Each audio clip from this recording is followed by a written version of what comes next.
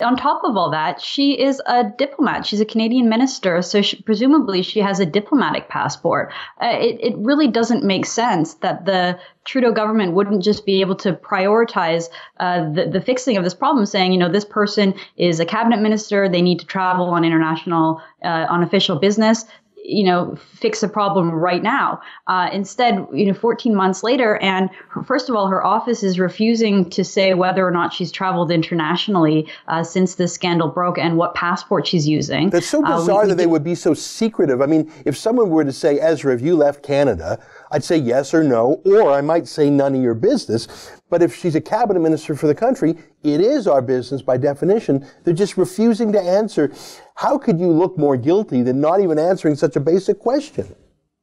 Exactly. And this happened to me a year ago when I was asking her all these questions, asking her office all of these questions about how she was able to travel to Iran, when she went, what type of passport she used. It took her office about a week to get back to me. And the fact that it took them that long to answer a pretty straightforward question makes me think that there's a lot more going on behind the scenes. Yeah. And it's the same thing with this issue.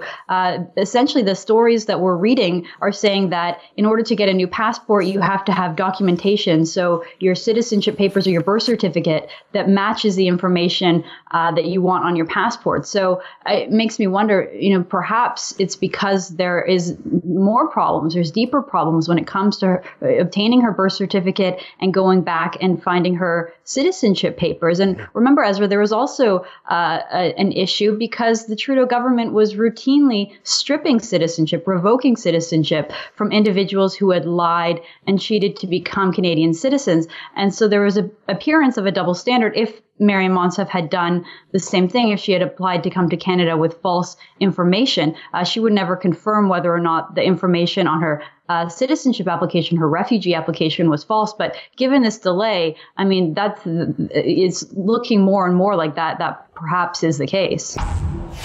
That's an excerpt from my daily TV show, The Ezra Levant Show. Normally it's behind a paywall, but I thought you'd like this video, so we put it on YouTube. If you want to subscribe to watch the daily show every day, including always 2 interviews a day, and I read my hate mail, just click on this screen and become a premium member.